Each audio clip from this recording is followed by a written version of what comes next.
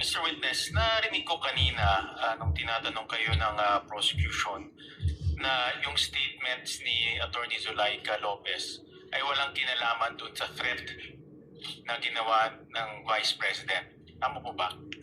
Kinonsider namin siya dun sa totality ng aming investigation. Then nakita namin na even before nung situation ni Attorney Zulaika, base doon sa utterances ng Vice Presidente, meron na ho siyang kinausap. So, ayan ang next na tanong ko. Ibig niyo ba sabihin na even prior to this video, meron na siyang nakausap na kinontrata? that's the utterances, Your Honor. Ang sabi niya, huwag kang mag-alala, ma'am, sapagkat may kinausap na akong tao. Ang sabi ko sa kanya, pag namatay ako, patayin mo si BBM, si Lisa Marcos, si former speaker. So, nakita namin, may kinausap na siya. Even before the press conference was held on November 23, 2024. So base sa kanyang statements, sa inyong pag-aanalitika, meron na siyang nakausap na kinontrata? Yes, Your Honor, and we believe na hindi naman ho magsisinungaling ang Vice Presidente noon kasi galit na galit nga po siya. Meron dito sa mga tanong ng counsel ng prosecution na yung mga term na ginamit nyo, serious and real threat. Tapos meron din kayong sinabi na serious and threat is actionable. Nasabi niyo yun over the course ng mga pagtatanong. Threat is actionable. I don't remember, Your Honor, using the word threat. Actionable threat.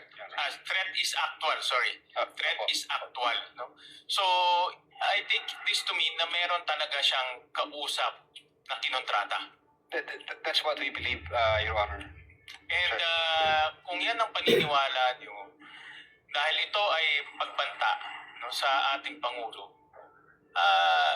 may ginawa ba ang NBI na imbestigahan kung talaga bang merong nakontratang gagawa nitong banta? Yeah, I think a couple of months ago may binuo ang aming direktor.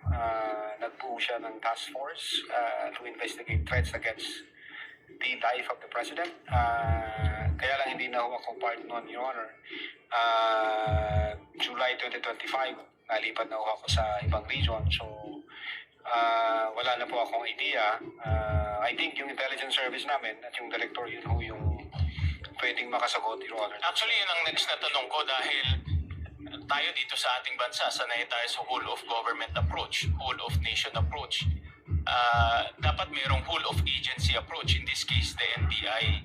Ang tanong ko, meron ba kayo mismo o kasama ba kayo mismo doon sa pag-iimbestiga ng actual na threat, yung pagkontrata ng tao na pwedeng gawin itong threat na ito?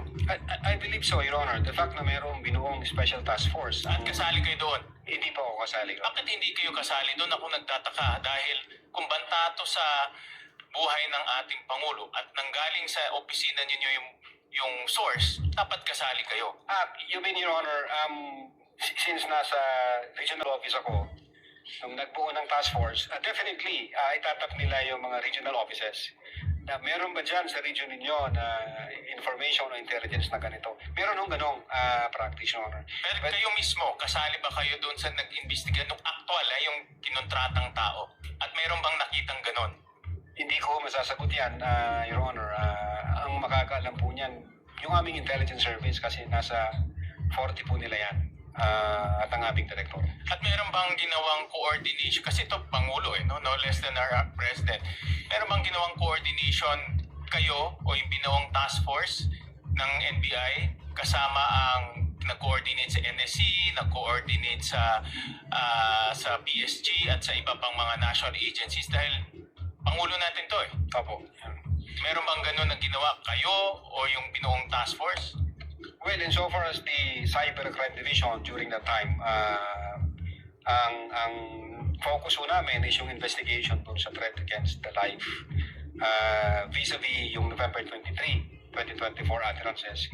Now, insofar dun sa sinasabi niyo po, Your Honor, ang makakasagot po niyan Yung intelligence service po namin, kasi ano na po yun para siyang deep dive intelligence gathering na po yun. Ang punto ko lang naman is, sa ganitong napakahalagang banta, ini-expect ko sa NBI na meron silang whole of agency approach na kasama kayo dahil nanggaling doon yung... Yes, Your Honor. Yung binuho ng direktor na memo, nag-create siya ng task force. And then yung task force, tinatap po dyan lahat ng regional offices. Anong information meron kayo iba to dito sa central office? Anong resulta nun? Last question, please. Well, Presiding officer. in so far as the NBI BARM is concerned, yung hawak ko pong region, meron kaming ongoing investigation pero hindi ho related doon sa kausap ni Sara. Meron kaming iniimbestigahan na nag-threaten sa presidente. As a matter of fact, na-identify namin. So, ongoing pa siya. Nag-aantay lang kami ng order galing sa taas kung ano yung guidance. Thank you, Mr. President.